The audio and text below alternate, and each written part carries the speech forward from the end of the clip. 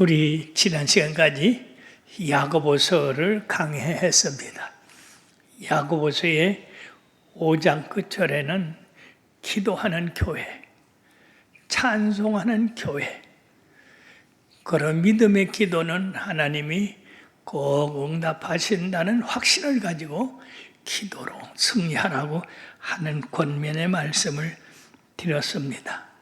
오늘은 이제 야고보서를 지나서 베드로 전서, 후서 배우겠습니다.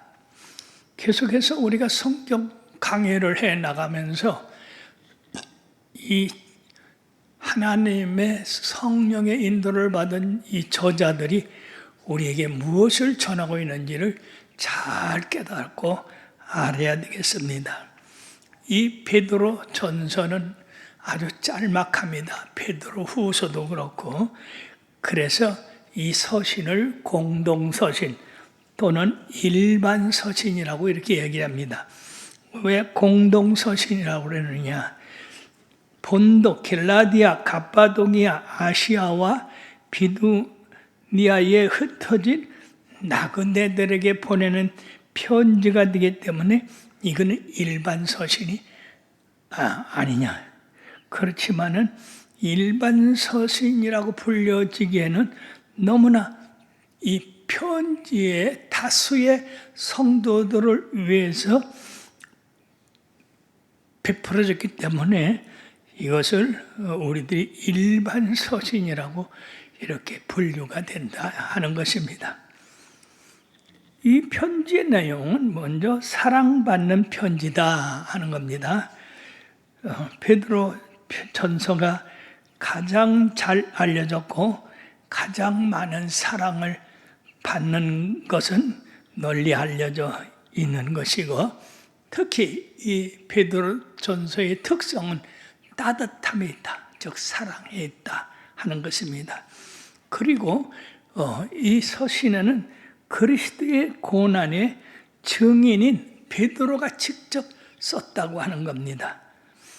베드로는 처음서부터 부름을 받아서 주님의 제자들로서 주님께서 세속의 배척을 받는 것을 보았고, 그리고 겟세마네 동산에서 고난의 기도를 하는 것을 보았고, 특히 십자가에서 고난당한 것을 본 사람입니다. 그러므로 이 편지가 베드로가 썼느냐 아니면 다른 사람이 베드로의 말을 뺏겼느냐, 그런 그 성경학자들의 감난 언론이 있었는데, 우리들은 이 편지에는 반드시 베드로 자신의 것이며, 이걸 로마태 화제와 최초의 그리스도의 박해 직후에 쓰였다는 것을 확신합니다.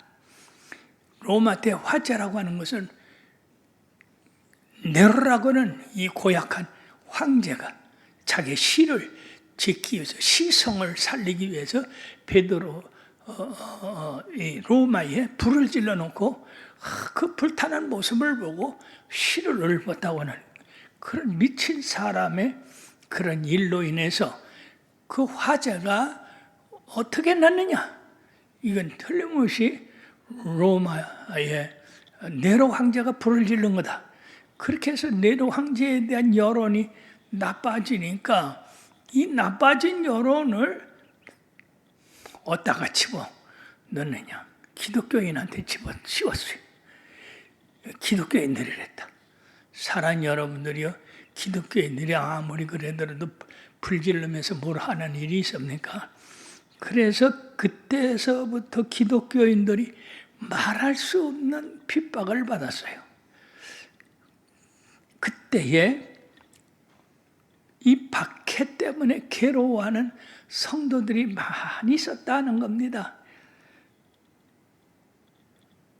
그래서 이 베드로는 그 박해 물결이 믿는 사람들의 믿음을 빼앗고, 그리고 용기를 상실할까 봐 이 소아시아에 있는 그리스도인들에 대해서 특히 용기를 북돋아 주기 위하여서 이 편지를 썼다고 하는 것입니다.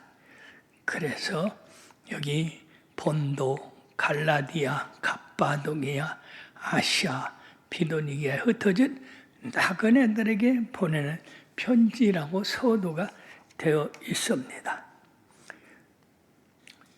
이상에서 두 개 위대한 칭호가 우리들을 그리스도에 속한 자라고 하는 의미를 가지고 있는데, 첫째는 우리들은 하나님의 선민이다.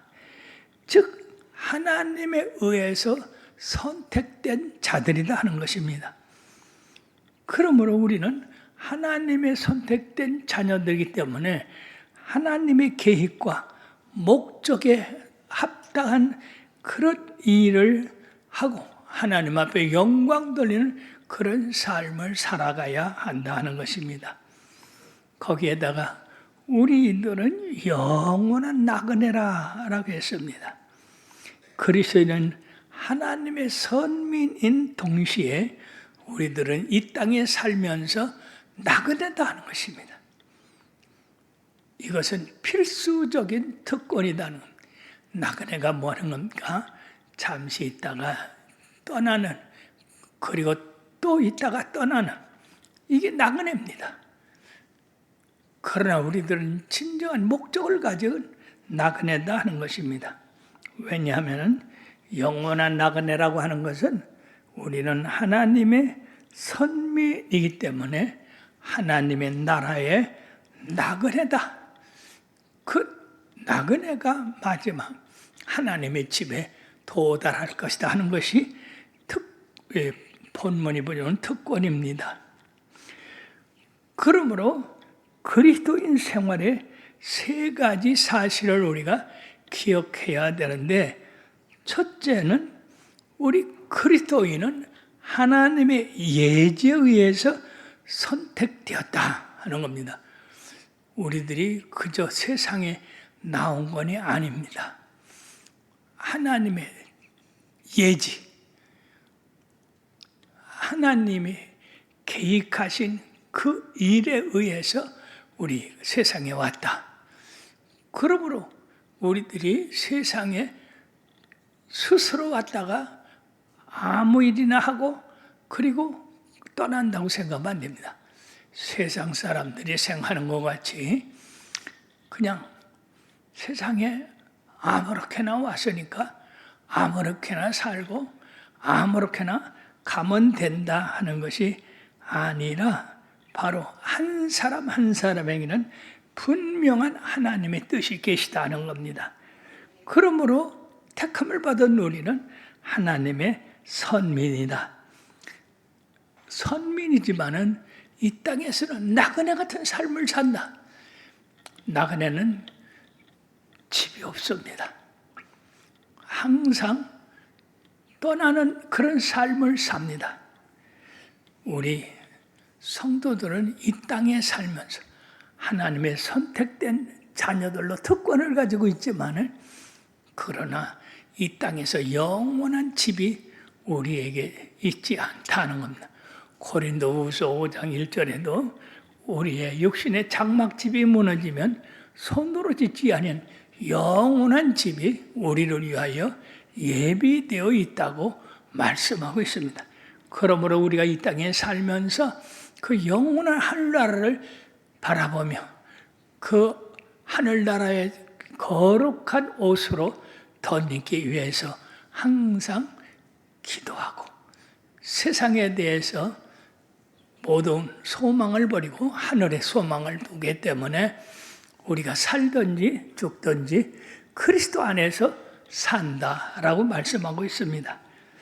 그러므로 그리스도인의 3대 이 생활의 철학이 있는데, 첫째는 너희는 하나님의 예지, 미리 예비한 그 모든 의지에 의해서 선택되었다. 우리가 예수 믿기 전에는 우리가 왜 세상에 왔는가? 우리 어머니 아버지가 실수해서 세상에 왔는가 보다. 그렇게 생각을 하는 사람들이 많이 있는데, 예수 그리스도를 믿은 다음에는 우리 하나님이 우리를 이 땅에 보내셨구나. 이것은 만세 전에 하나님의 계획 속에 있구나 하는 것을 우리가 깨닫게 됩니다. 그러기 하나님의 예지 속에 들어있기 때문에 세상을 아무렇게나 살도록 두지 아니하시고 하나님은 성령을 우리들에게 보내셔서 우리들이 영적으로 깨끗하고 하나님의 거룩한 뜻을 따라 살아가도록 성령님을 주셨다 하는 겁니다. 성령이 임하실 때에 하늘에 급하고 강한 바람 같은 소리가 저희 앉아놓은 집에 가득했다고 하는 것은 하나님의 새로운 생명이 거기 있는 모든 사람들을 성령의 능력의 바람으로 다 깨끗하게 하고 정하게 하고 근심 걱정 염려 없게 하고 오직 하나님의 능력 불이 그들에게 임해서 권능으로 그들이 입게 됨으로써 전혀 다른 사람이 되지 않았습니까? 많은 제자들이 용감한 사람들이 되었고 전도하지 못하는 사람들이 나가서 전도하게 됐고 전혀 능력을 베풀지 못한 사람들에게 하나님의 능력이 임해서 그들로 기사와 기적을 행하게 됐습니다.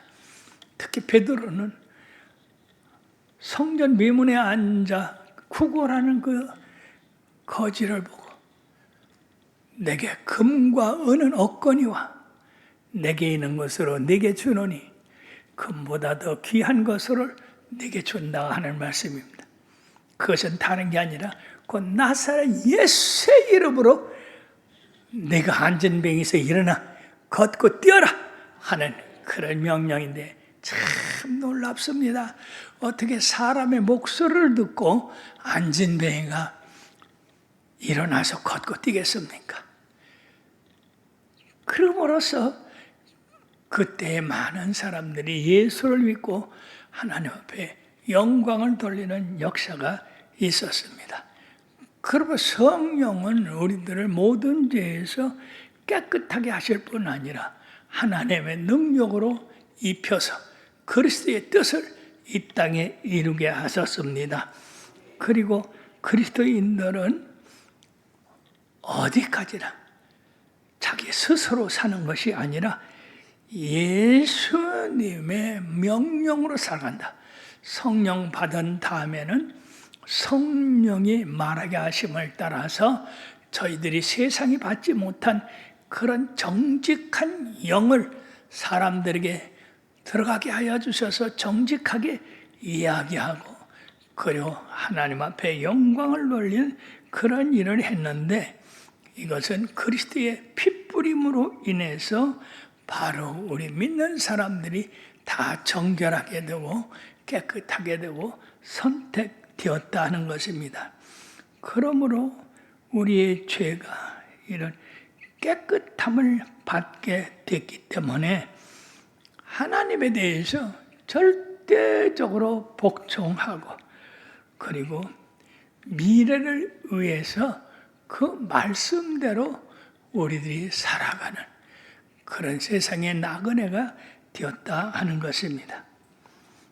그러므로 예수 믿는 사람의 선생은 누구냐? 그것은 위대한 사상가냐? 아니다. 이것은 신약 전체에 예수 그리스도의 사상을 지켜나가는 그런 사람들이다 하는 겁니다. 그러므로 그리스도의 신생은 하나님의 행동과 뜻에 의해서 일어난다는 겁니다.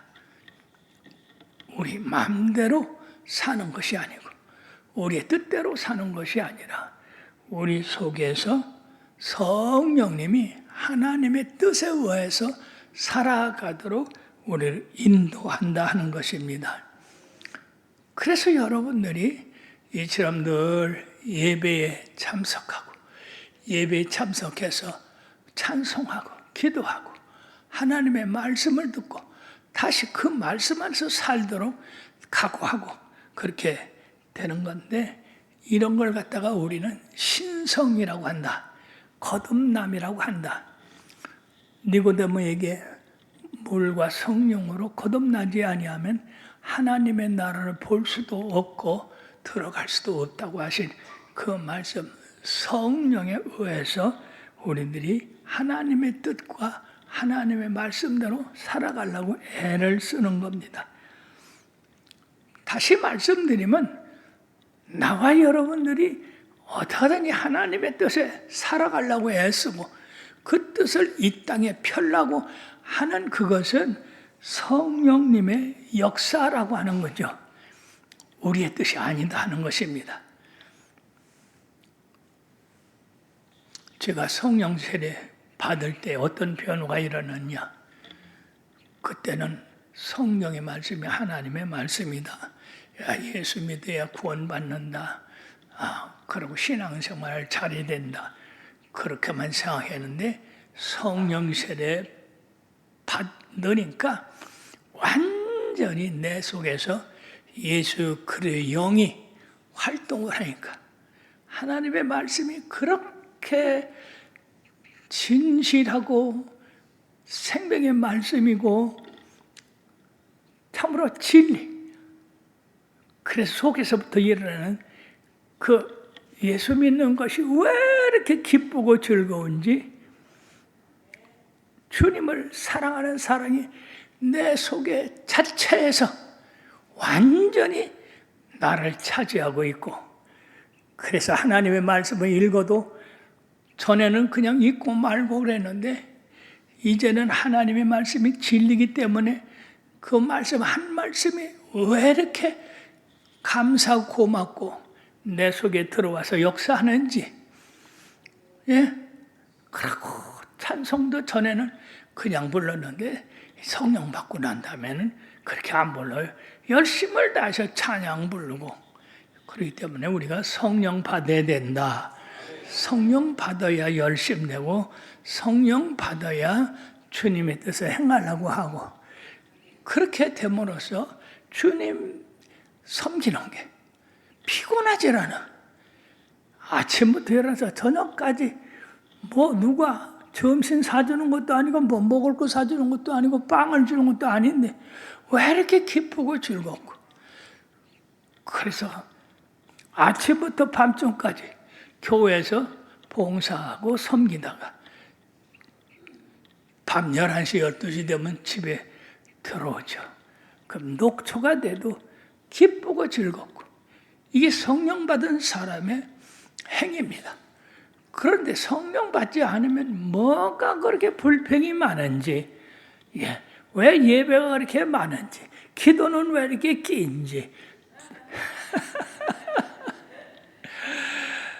왜 목사님 설교가 그렇게 지루한지, 왜 이렇게 뭐 내라는 건 많은지, 뭐 별별 것이 다 거슬리지, 거슬려. 사랑하는 여러분들이요, 여러분들이 예수 믿는데 거슬리는 것이 있으면 성령님의 역사가 아니에요. 거슬리는 것 대신에 감사가 나와야 돼요.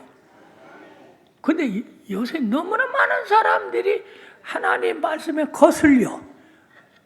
왜? 내가 살아서 그래요. 성경은 분명히 나를 따르는 것은 자기를 부인하고 자기 십자가를 지라고 그랬거든.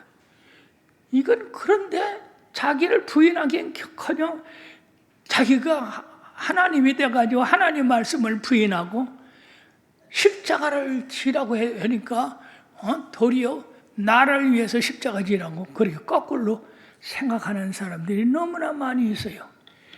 개인이라는 것, 예수 믿는 즉시 개인이라는 것은 없어지는 거예요. 아멘 안 하네.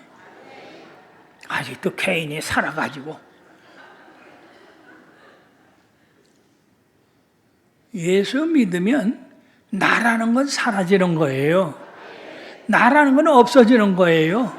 나 대신에 그리스도가 사는 거예요. 그래서 우리가 주님 앞에 복종하고 순종하고. 그래서 아멘 하는 거예요.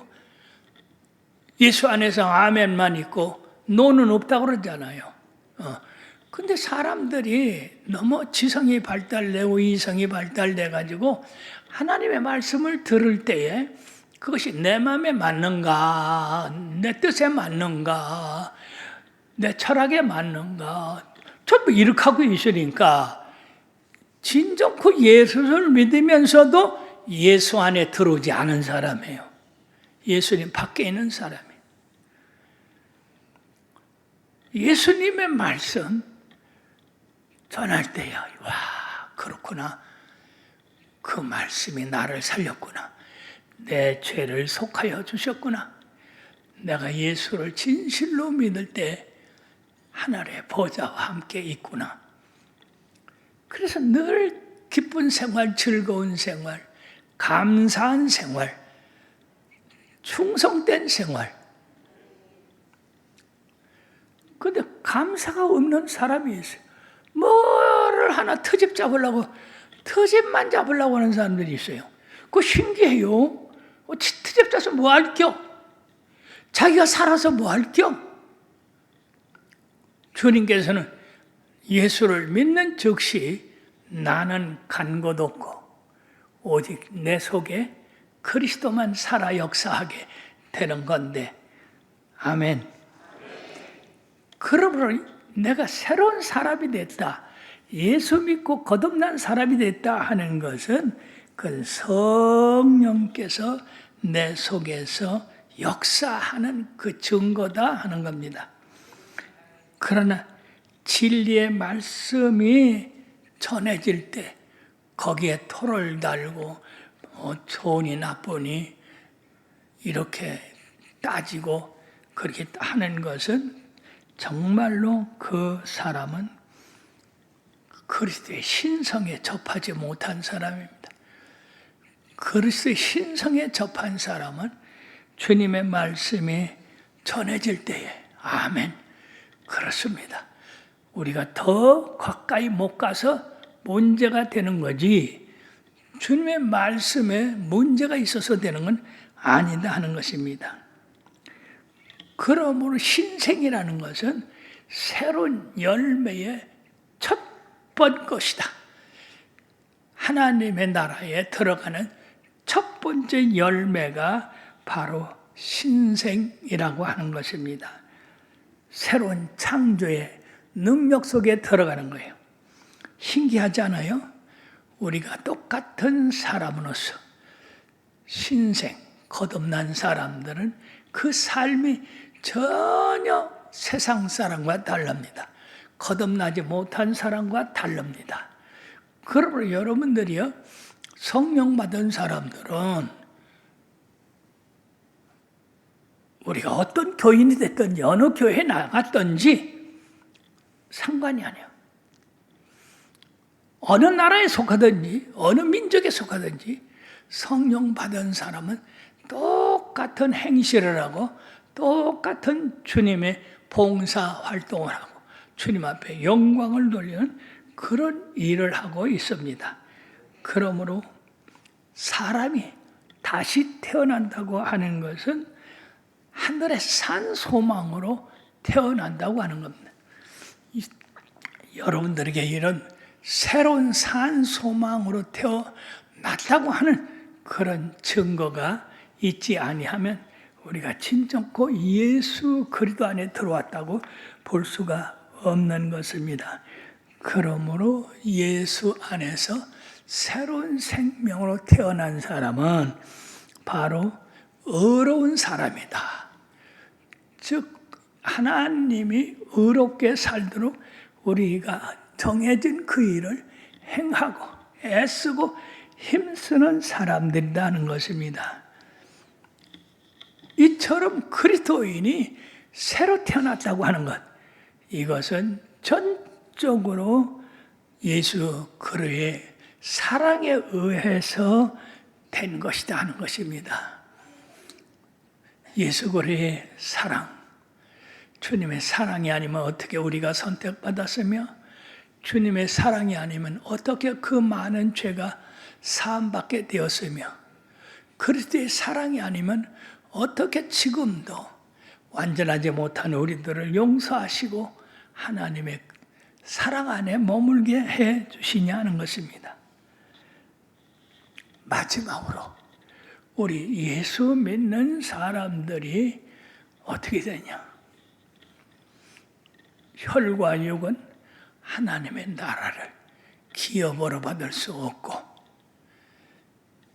성령으로 새로 난 사람만이 하나님의 유업을 받을 수 있다는 것입니다. 전적으로 영원한 나그네 된 그 삶, 그 삶이 그리스도의 사랑 안에서 우리들이 살아가다가